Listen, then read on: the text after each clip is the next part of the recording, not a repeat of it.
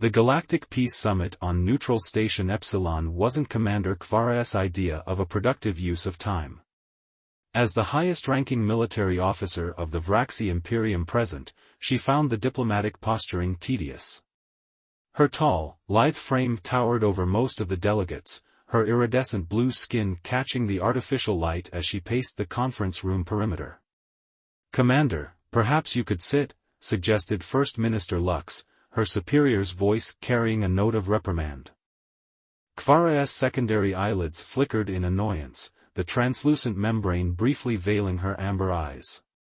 "I prefer to maintain vigilance, Minister." In truth, she was studying the human delegation. The Vraxi had encountered many species, but humans were relatively new to interstellar politics. They were physically unimpressive, soft, varied in coloration, and lacking the protective exoskeletal ridges that adorned Vraxi bodies. Yet they had managed to establish themselves as a formidable presence in the sector with remarkable speed. One human in particular kept drawing her attention. Their lead negotiator, introduced as Theodore Wright, carried himself differently from the others. While most humans seemed constantly in motion, fidgeting, shifting, expressive to the point of excess, this one possessed a stillness that reminded her of Vraxi military discipline. "The proposed neutral zone would require both our species to abandon established outposts," Theo was saying, his deep voice steady as he addressed the assembly. "We understand the sacrifice this represents for the Vraxi Imperium, as it does for Earth Alliance." Kvara felt an unexpected flutter in her secondary cardiac chamber. Strange. She made a mental note to visit the medical bay later.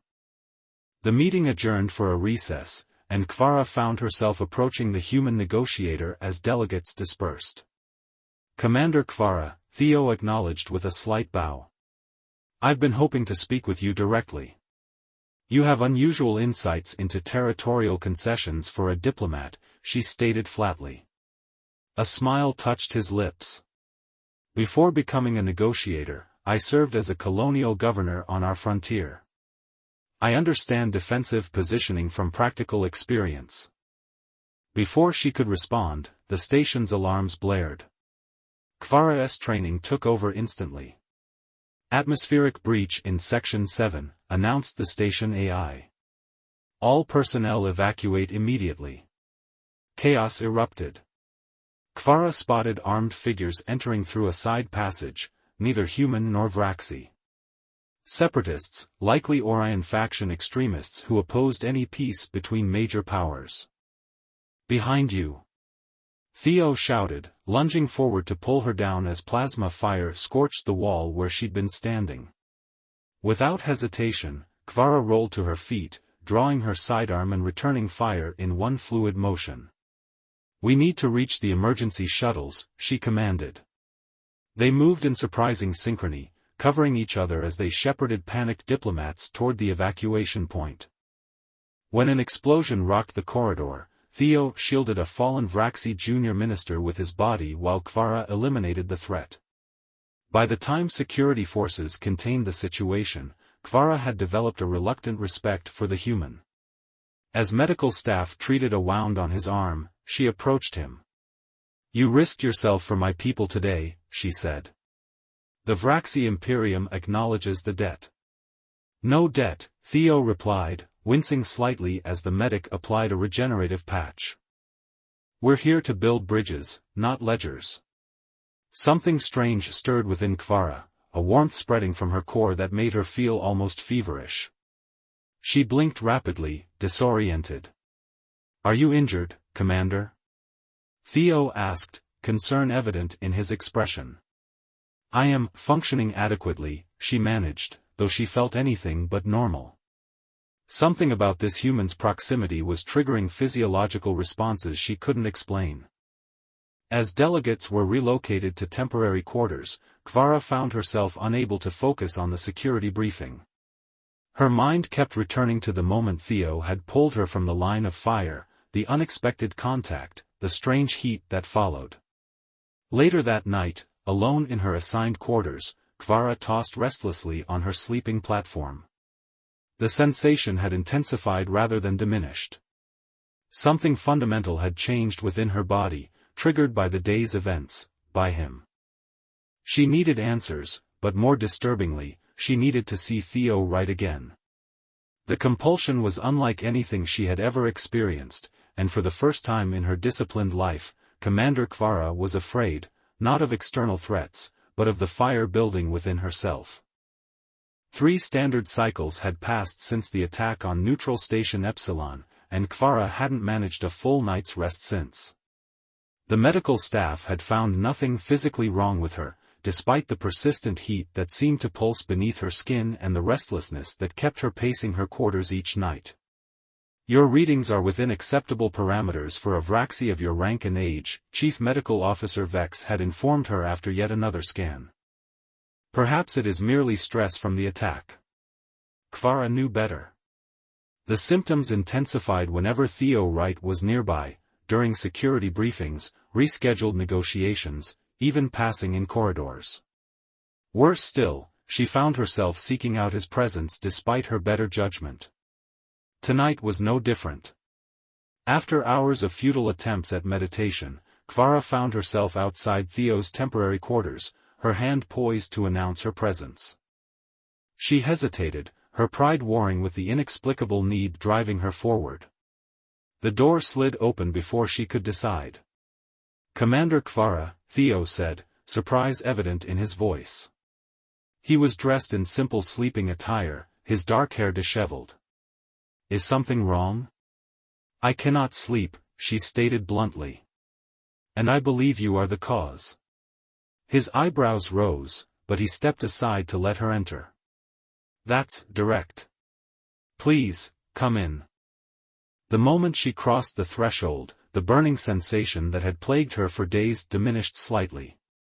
Kvara exhaled slowly, her secondary respiratory system finally functioning properly again. "Since the attack," she began, pacing his small living area, "I have experienced physiological anomalies. They decrease in severity when I am in your presence and intensify when we are apart." Theo sat on the edge of his sleeping platform, studying her with those unervingly perceptive eyes. "That sounds serious. Have you spoken with your medical team?" "They find nothing wrong," she replied. "Which is impossible. I know my body, and something has changed." She stopped pacing and faced him directly. "I require proximity to you to function. I do not understand it, but I cannot deny it any longer." Instead of the alarm or disgust she half expected, Theo's expression showed only thoughtful concern. "I've noticed changes too," he admitted quietly. "Not as severe as what you're describing, but a kind of awareness. I always know which direction you're in, even through walls." "I thought I was imagining it."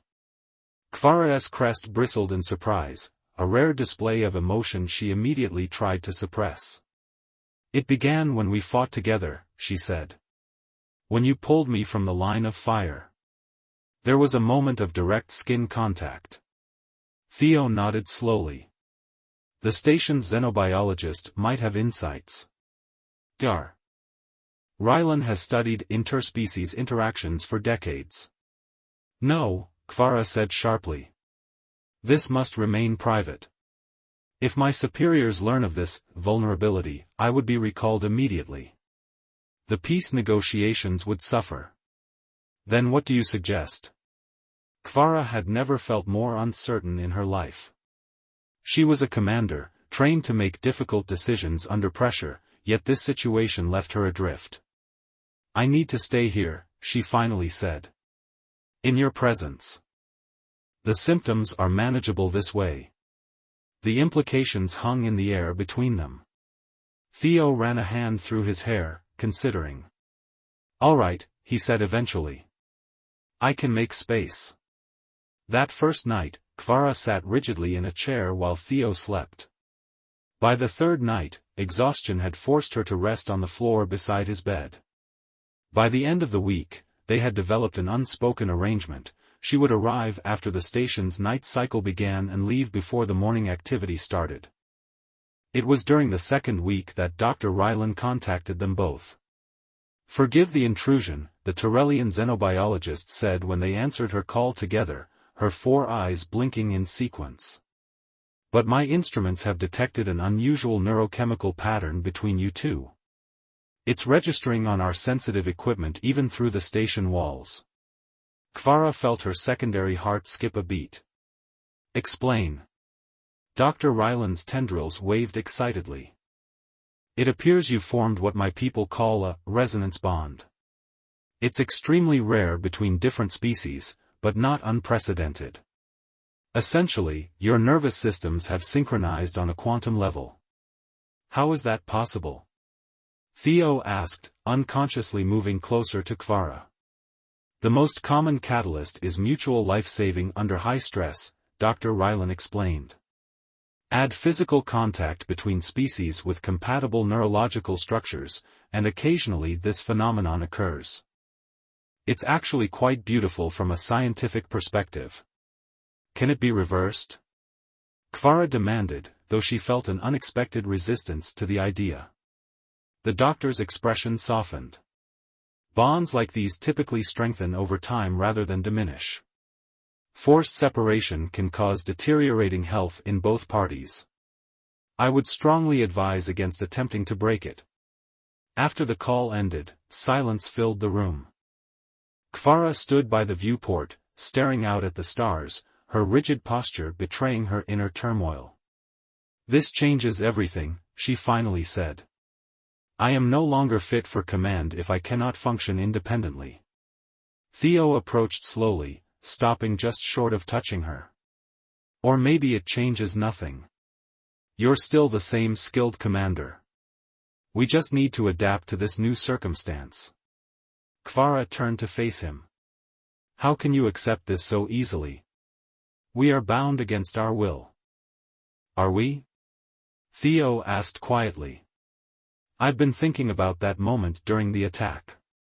When I moved to protect you, it wasn't just reflex. There was a choice made in that split second." The heat within Kfara pulsed in response to his words. Without conscious thought, she reached out, her blue-tinged fingers nearly touching his face before she caught herself.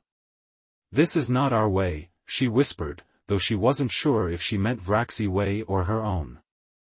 Theo's hand rose to meet hers, their fingers interlacing in the space between them. The contact sent a wave of relief through her system so profound that Kfara couldn't suppress a soft sound of surprise.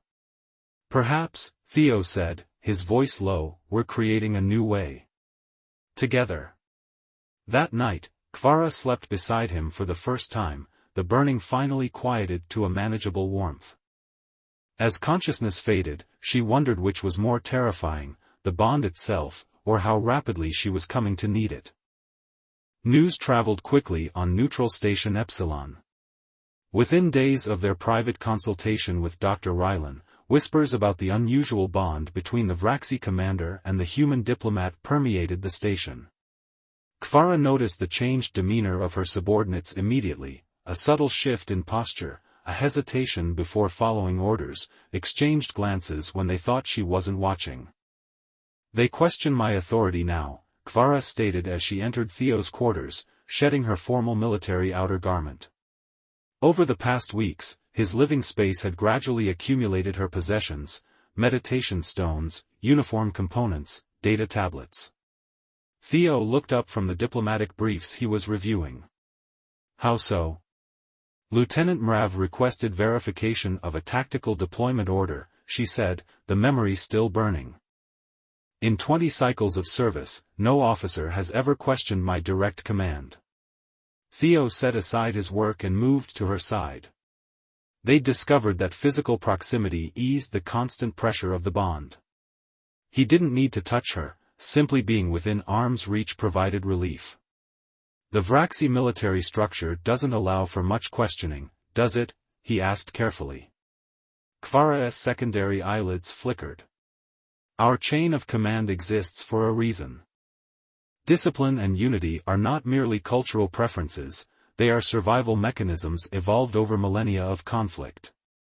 And now you're linked to an outsider," Theo observed. Someone whose very existence represents a deviation from that unity. Before she could respond, her communication device chimed with the distinct tone reserved for high command. Kfara stiffened, composing her features into an impassive mask before accepting the transmission. The stern visage of Fleet Admiral Zorn filled the holographic display. His age-darkened blue skin and elaborate crest markings reflected his high status. "Commander Kfara," he greeted, his tone revealing nothing. "I have received concerning reports from Station Epsilon." Kfara stood at perfect attention. "What reports concern you, Admiral?" "You have been observed entering and exiting the human negotiators' quarters during rest cycles." Repeatedly. His upper crest plates shifted slightly, a subtle sign of displeasure. "Explain." Kfara had prepared for this moment, yet now faced with it, she found herself conflicted.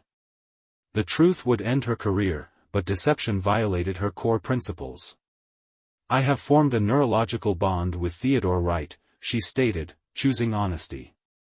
It was an unintended consequence of the separatist attack. Dr. Rylan has confirmed its physiological nature. Admiral Zorn's expression didn't change, but his secondary breathing vents flared slightly. "You are compromised." "My ability to fulfill my duties remains intact," Kfara countered. "My tactical judgment is unimpaired." "That is not for you to determine," Zorn replied coldly. "A replacement commander will arrive within 2 cycles. You will return to the homeworld for examination and reconditioning." The transmission ended before she could respond, leaving Kfara staring at empty space. She had expected this outcome, yet the reality of it struck harder than anticipated. "That didn't sound good," Theo said quietly. "I am being recalled," she confirmed, her voice flat despite the turmoil within. "They will attempt to sever the bond through reconditioning." Theo's expression darkened. Dr. Ryland said forced separation could be dangerous. "The Imperium values the collective above the individual," Kfara said, though the words felt hollow for the first time in her life. Before Theo could respond, his own communication device activated. The stern face of Director Harlow from Earth Alliance Diplomatic Corps appeared. "Right, we need to talk," the director began without preamble. "I've received troubling intelligence about your involvement with the Vraxi commander." Theo straightened, unconsciously mirroring Kfara's military posture. "Director, I can explain." "Save it," Harlow cut him off. "The Oversight Committee is questioning your judgment. Some members suggest you've been compromised, possibly manipulated through unknown Vraxi biological means." Kfara bristled at the implication but remained silent as the human director continued. "You're being recalled to Earth headquarters for full evaluation," Harlow stated. "Ambassador Lindell will take over negotiations effective immediately." After the call ended, silence filled the room. Both of them had been removed from their positions in the span of minutes. "Well," Theo finally said with forced lightness, "at least we're both in trouble." Kfara didn't share his attempt at humor. "This jeopardizes the peace process. The timing is suspicious, both our governments acting simultaneously." Theo's expression grew serious. "You think someone is deliberately interfering?" "It would benefit certain factions if these negotiations failed," Kfara noted. "The same elements that arranged the separatist attack perhaps." A knock at the door interrupted them. Dar. Rylan entered, her 4 eyes blinking in obvious agitation. "I've just heard," the xenobiologist said. "They're separating you both. This is medically inadvisable and potentially dangerous."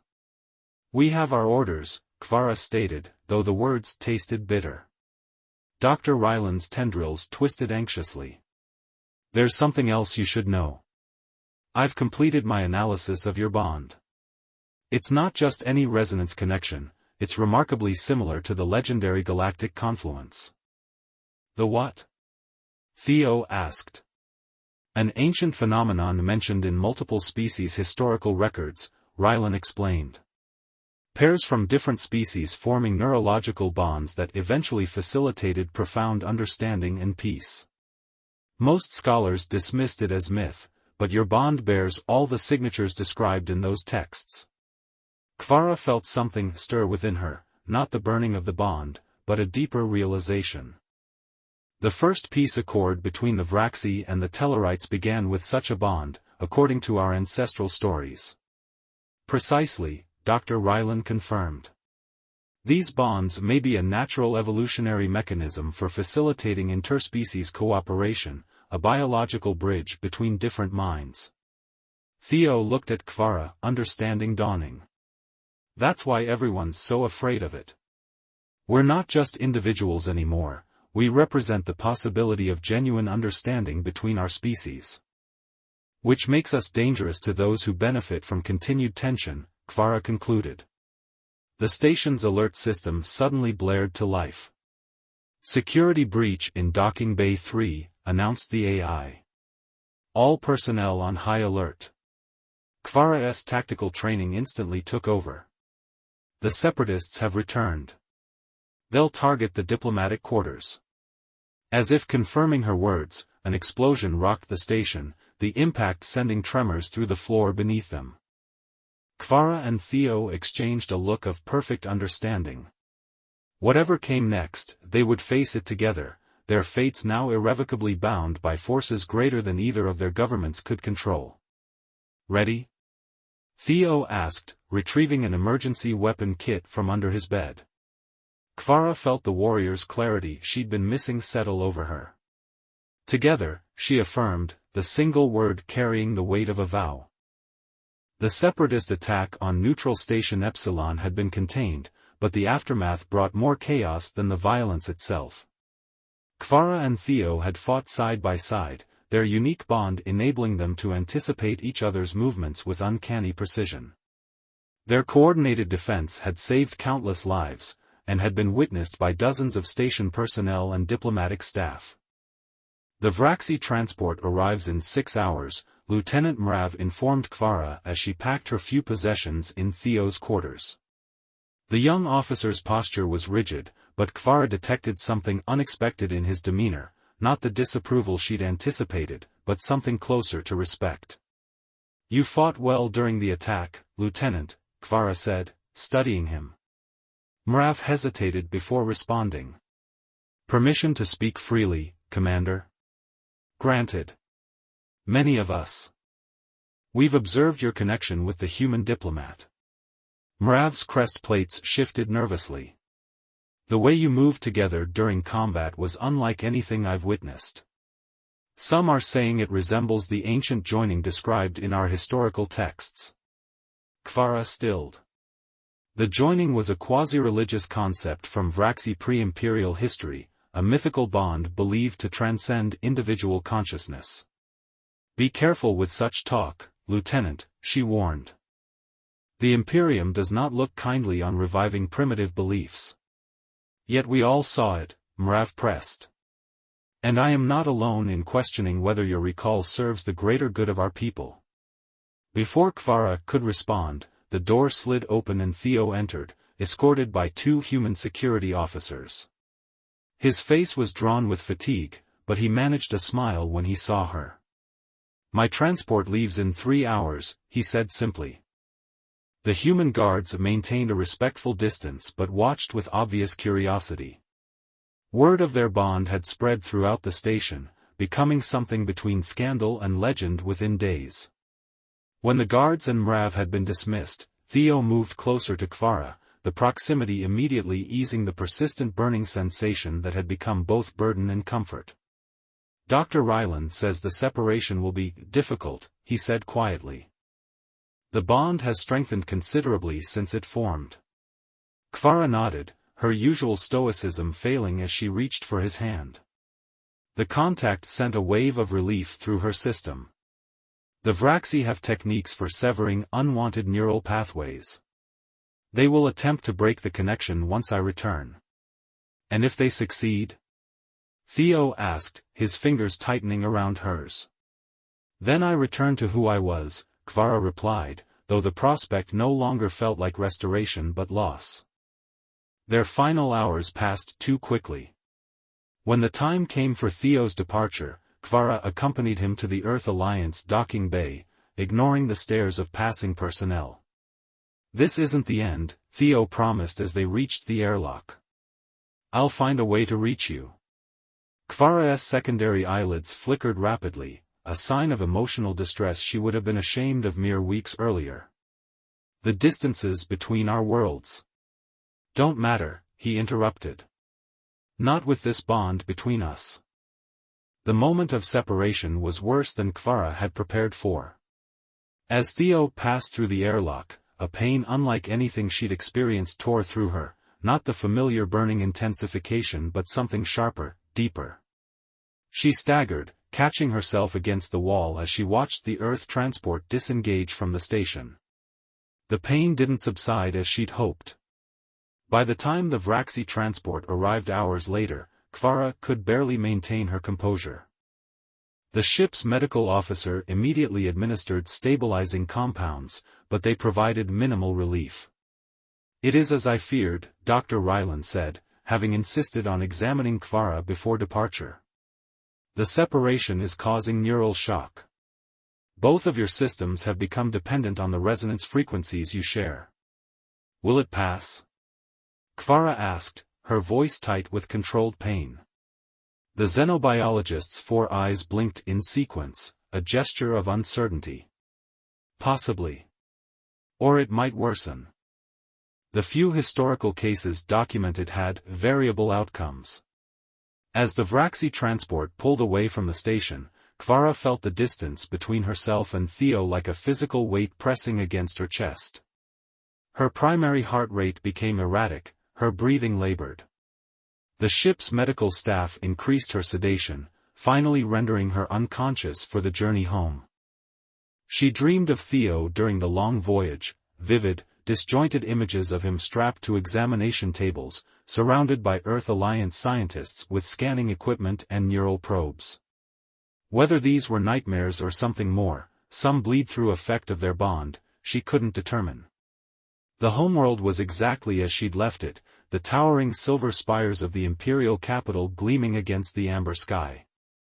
Yet Kvara felt like a stranger returning to a place she no longer belonged. The reconditioning facility loomed at the city's edge, its clinical architecture a statement of Vraxi pragmatism. Commander Kvara greeted senior neurologist Vax as she was escorted into the facility. "We have prepared a comprehensive treatment protocol to address your condition." Kvara had served the Imperium faithfully for her entire adult life.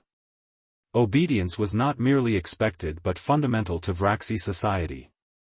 Yet as Vax described the procedures designed to sever her bond with Theo, she felt an unfamiliar impulse: resistance. "The process has an 82% success rate," Vax explained, leading her through sterile corridors. "Within 3 standard cycles, you should be ready to resume your duties, free from this unfortunate entanglement." "And the other 18%? Kvara asked. Vax's expression revealed nothing. Neural reconditioning carries inherent risks. A small percentage experience personality fragmentation or memory loss. In her weakened state, Kvara could barely stand upright, yet clarity cut through her pain. What they offered wasn't healing but erasure, not just of the bond, but of everything she had become through it. That night, isolated in a monitoring chamber, Kvara's condition deteriorated further. Her secondary cardiac system began to fail, her body temperature plummeting as her neurochemistry struggled to compensate for the absence of the resonance frequencies it had come to require. Half a galaxy away, Theo Wright lay in a similar state in an Earth Alliance medical facility. Through the haze of pain and medication, he sensed Kvara's deterioration like it was his own. Despite the distance between them, some essence of their connection remained, tenuous but unbroken. "His condition is worsening," a medical officer reported to Director Harlow. "The separation appears to be causing system-wide neural collapse." Harlow frowned at the monitors displaying Theo's failing vital signs. "Can't you stop it?" This is beyond our medical capabilities, the doctor admitted. The bond itself appears to be a biological mechanism we don't fully understand. Breaking it is like removing half of a vital organ.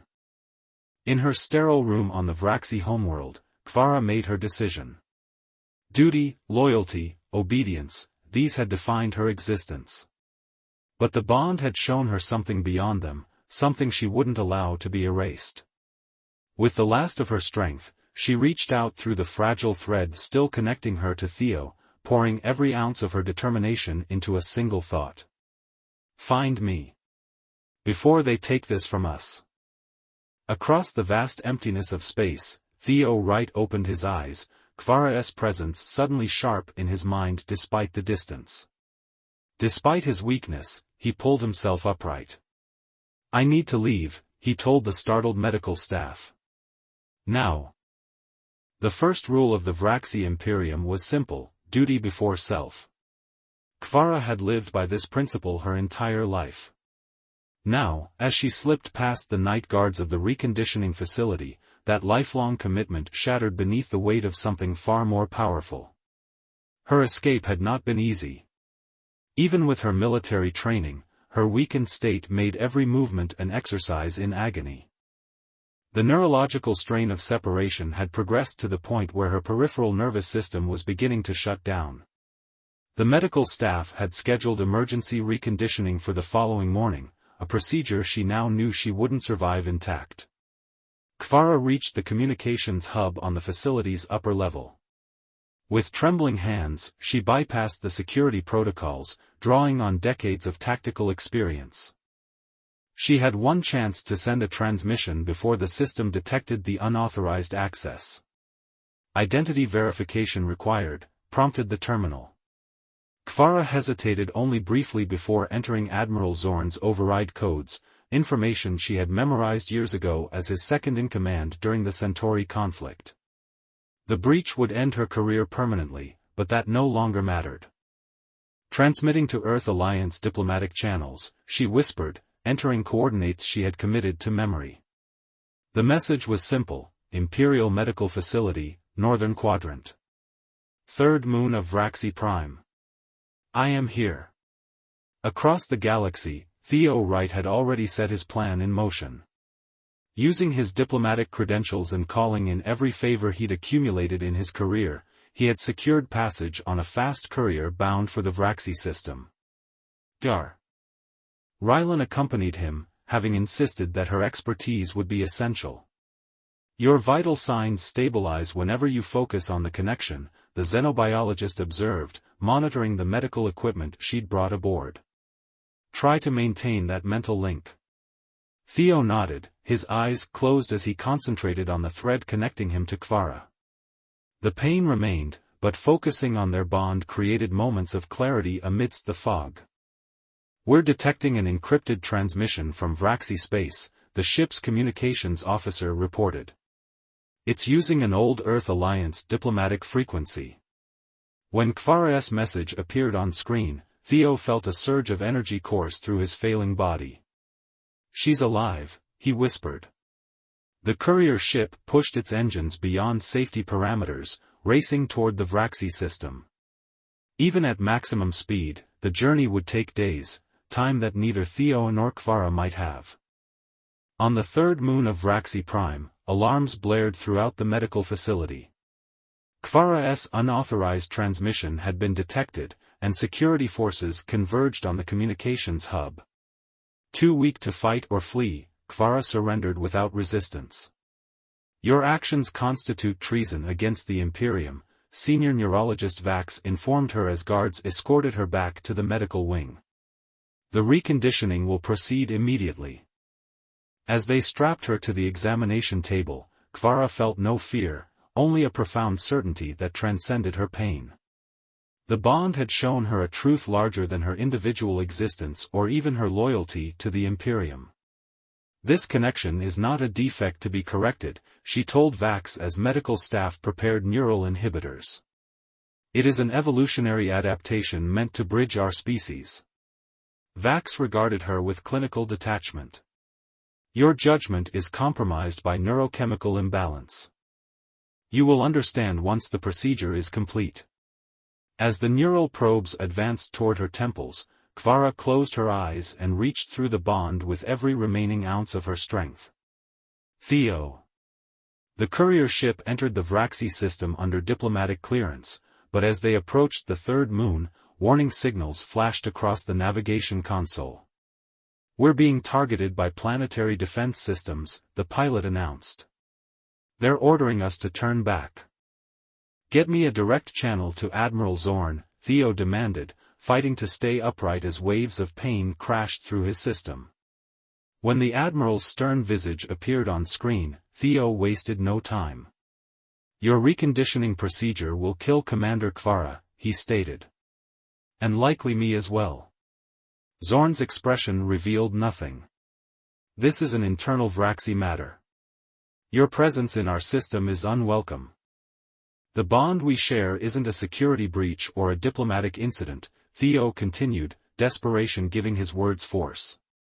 "Dr. Rylan has confirmed it matches the ancient joining described in your own historical records, the same bond that enabled the first peace between the Vraxi and the Tellarites 3 millennia ago." For the first time, uncertainty flickered across Zorn's features. The joining was more than historical footnote, it was fundamental to the origin myths of the Imperium itself. "Our bond is physical proof of what both our peoples have sought for generations," Theo pressed. "Not just peace through treaties, but genuine understanding between different forms of consciousness."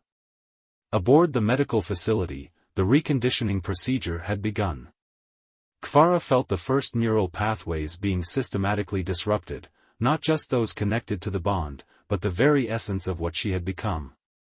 Then, abruptly, the probes retracted. Through blurred vision, K'vara saw neurologist Vax stepping back from the equipment, responding to some unseen communication. Minutes later, the doors slid open to reveal Admiral Zorn himself, his formal regalia incongruous in the clinical setting. "The procedure is suspended," he announced, his voice betraying no emotion. "A diplomatic shuttle has been granted emergency landing clearance." K'vara had never seen the Admiral hesitate before, yet now he approached her restraints with evident uncertainty. "The human speaks of the ancient joining," Zorn said quietly as he released her bindings. "The High Council demands evidence before proceeding further." When Theo was finally escorted into the medical facility, both he and K'vara experienced the same phenomenon, a sudden relief so profound it manifested as visible light emanating from where their bodies reunited. Medical staff and military personnel alike stepped back in shock as the energy signature registered on every scanner in the facility. Dr. Rylan moved quickly to document the phenomenon, her instruments capturing readings that would later revolutionize multiple fields of xenobiology.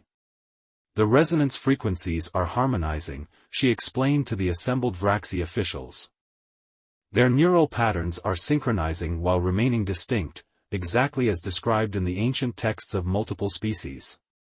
K'vara and Theo stood together at the center of the unfolding scientific revelation, their hands clasped as strength returned to both their systems.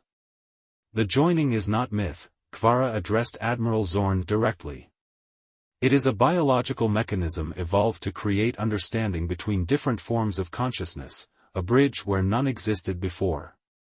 3 standard months later, representatives from 12 species gathered on Neutral Station Epsilon to witness the signing of the Galactic Concordat, the most comprehensive peace agreement in recorded history. At its center stood a revolutionary principle: the formal recognition of resonance bonds as diplomatic channels between civilizations. K'vara, no longer in Vraxi military uniform but wearing the newly created insignia of the Interspecies Diplomatic Corps, stood beside Theo as the document was finalized. "Did you ever imagine this outcome when you first felt the bond?" Theo asked quietly as delegates celebrated around them. K'vara's secondary eyelids flickered in what he now recognized as amusement. "I only knew it was changing me in ways I couldn't fight, and eventually didn't want to." Their quarters aboard the station had been expanded to accommodate both human and Vraxi biological needs.